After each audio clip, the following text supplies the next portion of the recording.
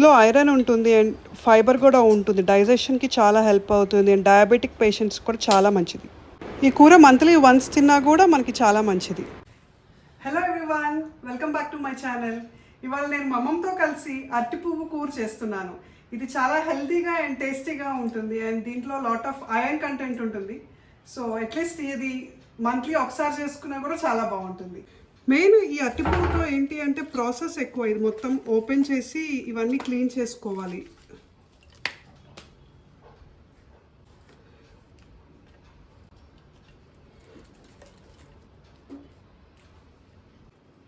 ఇది మొత్తం అన్నీ ఫస్ట్లో తీసేసుకోవాలి.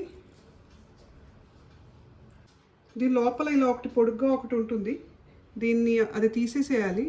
దీన్ని కొంతమంది ఏమో దొంగోడు అంటారు, దీన్ని ఏమో కొంతమంది చందమామ అంటారు.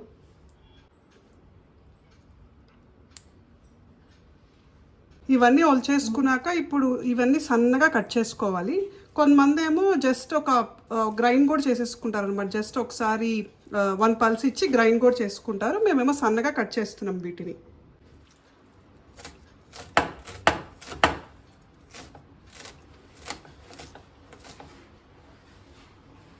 వాటర్ తీసుకుని కొంచెం పసుపు అండ్ కొంచెం ఉప్పు, పసుపు ఉప్పు నీళ్ళతో కడిగితే ఈ నలుపు అంతా పోయి ఇదంతా కొంచెము తెల్లగా వచ్చేస్తుంది ఈ పువ్వు అంతా. సో ఇలా మొత్తం దీన్ని వాష్ చేసేసుకోవాలి. పువ్వు అంతా ఒక 2-3 టైమ్స్ వాష్ చేసేసుకోవాలి.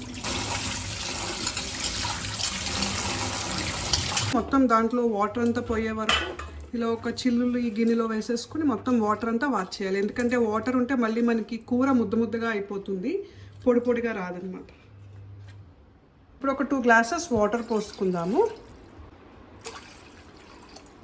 మనం ఇప్పుడు బాగా వాష్ చేసుకుని పెట్టుకున్న పువ్వుని ఈ వాటర్లో పోసి ఒక 5 మినిట్స్ ఉడికిచ్చేద్దాం దీన్ని, పువ్వుని.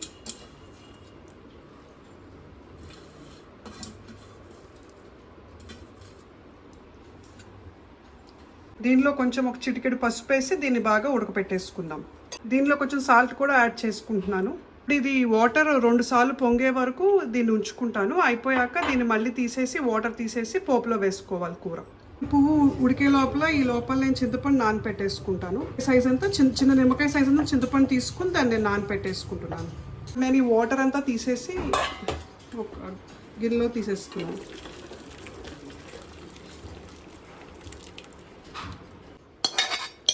వాటర్ మొత్తం తీసేసి ఒక గిన్నెలోకి పోసేసుకుంటున్నాను.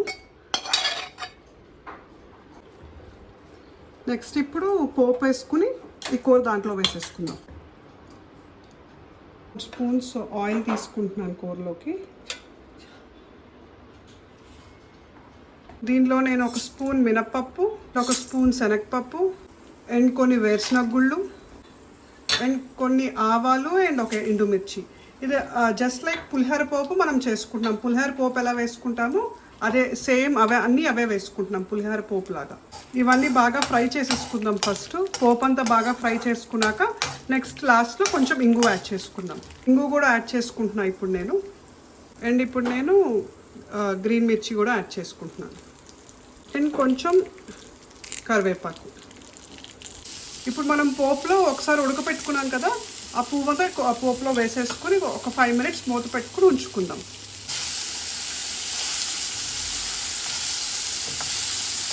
ముందుగా నానబెట్టుకున్న చింతపండు కూడా యాడ్ చేసుకున్నాను. 2 మినిట్స్ దీన్ని మూత పెట్టేసుకుని మగ్గిచ్చేసుకుంటాను. కూర ఇంకా పూర్తిగా మగ్గిపోయింది. మనం ఒక అరటిపువ్వు తీసుకున్నాం కదా, సో ఒక అరటిపువ్వు కరెక్ట్గా ఇద్దరికి మనం సర్వ్ చేసుకోవచ్చు. మనం సర్వింగ్ బౌల్లోకి తీసేసుకుందాం కూర అంతా.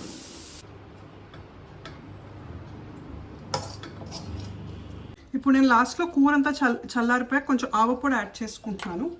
ఇది మనము ఆవపొడి బయట షాప్లో దొరుకుతుంది, లేదంటే కూడా కొంచెం ఆవాలు గ్రైండ్ చేసుకుని మనం దీంట్లో వేసుకోవచ్చు. మొత్తం దీని టేస్ట్ అంతా ఆవపొడి నుంచే వస్తుంది అనమాట కూరకి. హోప్ మీ అందరికీ నచ్చింది అనుకుంటున్నాను ఈ కూర. Thanks for watching.